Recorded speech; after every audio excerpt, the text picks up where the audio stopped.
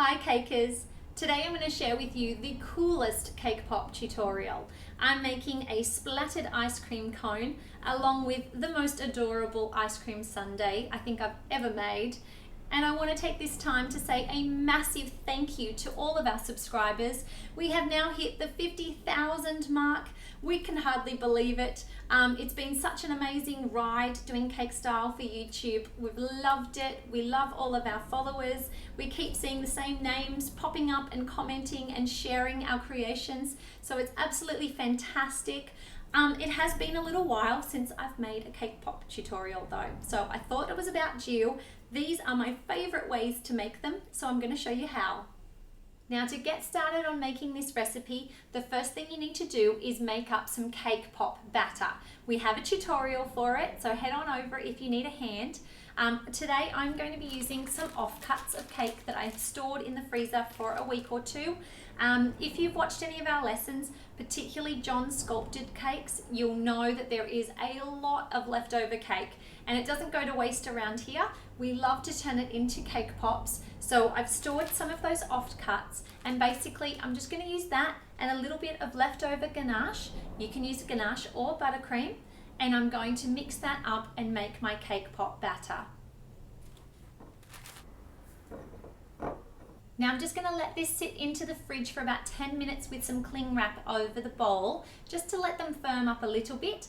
So the other things that we're going to need for these cake pops are some ice cream cones. I've gone for a nice mini size with a flat top on it, just to make it nice and easy to work with. And I've also found some really adorable waffle bowls, and they're going to be perfect to put all of our dollops of ice cream into. We're also going to need some candy melts. I just picked up the white and I'm going to mix my own color. Again, we show you how to do that in the Cake Pop Basics class. And I'm going to be mixing 2 pinks, a soft pink Americolor and a Wilton rose, along with a little bit of Flow Coat. And that's a product that will help your color to stick to chocolate or to candy and not seize it up. So just pop your candy melts into a microwave safe container that's tall enough so that you can really dip all of these pops into it. And now pop it into the microwave at 50% for about 40 seconds to 1 minute. Give it a stir, do another 20 to 30 seconds or so, just keeping an eye on it, stirring it in between the heating process. And now we have our beautiful pink candy melts ready to dip our cake pops in. Now taking out our cake pop dough out of the fridge, we're just going to start shaping first the cone. So we're going to need something fairly large to fit inside this. So just grab a handful, roll it into a ball, and you want a fairly large cake ball because you want it to really pop out of this waffle cone and look nice and full. Okay, so we know that's a good size. I'm just going to roll that again, place it on here to set up while I make our others. Now these next ones are going to be a little bit smaller. They're still a decent size for a cake pop, but we want 5 that are just a touch less than that to fit into our bowl. Okay, so now that these have rested in the fridge for a bit, they're still soft enough that I can reshape them and remold them, but they are a little bit colder and a little bit easier to work with. So now what I'm going to do is place the large one into the waffle cone. And to do this, I'm just going to dip the edge of our cone into the candy melts, just so that it forms a nice border. And then when I place this on top, it will help to seal it in. And I'm just going to allow it to dry. I'm placing it into what is actually a cupcake stand, but it works out perfectly with all of these holes to fit our ice cream cones into. Okay, so as for the rest of them, what I'm going to do is I have taken just a styrofoam dummy cake. You can also use one of those cake pop drying stands. I have one. I was just a bit too lazy to actually go and get it out of the cupboard. And I've made some little holes in there with some cake pop sticks, just so that it will be easier to insert them later. So all I'm going to do is pop them onto the stick. The best way to do that is to apply a little bit of our candy melt and then just poke that in there. And then we're going to let those dry. Do this to all of your cake pops. Okay, so now that we're ready to do our splattered ice cream, I'm also going to make sure I have on hand just some sprinkles. You can use any kind that you like. I went for something that you could just buy at the supermarket, nice and easy, and it's got some gorgeous pastel shades to it. And I also have some parchment paper out and just a small spoon to work with. So I'm going to take a section of our pink, dollop it onto our parchment, and then you just want to press it and push it out to get some shape. And then I like to shake the parchment just to get rid of any air bubbles.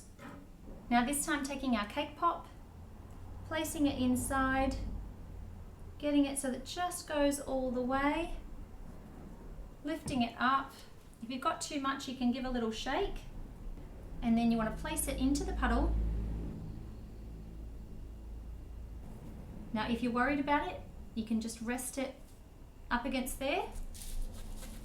Taking out our sprinkles, and you want to make sure that you're applying all of your sprinkles while it's still nice and wet. And now you can simply just allow this to dry. You can either pop it into the fridge or it will dry here at room temperature as long as it's nice and cool.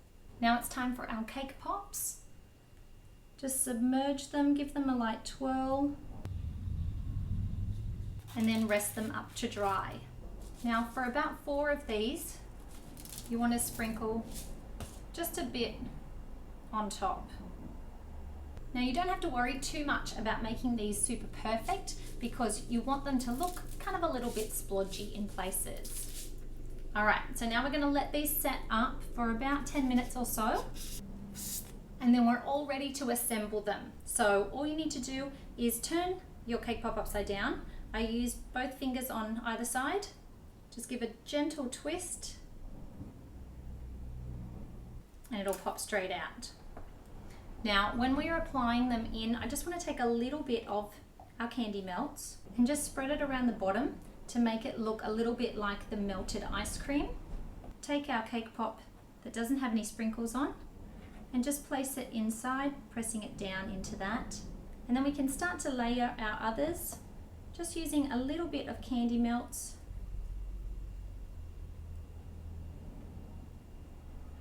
Now I'm going to come back and just add in a little bit into the center, and that will just help to stick all 3 of those together and just fill in some of the gaps. Place some little sprinkles in there, add some more and place our final one on top. And now we can just take our splattered ice cream, remove it from our parchment paper and pop it down. And there you go guys, another great way to make cake pops. These are so much fun. It's a great way to use some of that leftover cake if you've been following John's sculptor tutorials. I hope you got a kick out of it. Please subscribe to our channel. We would love it if you would thumbs up this video, and we can't wait to make more creations.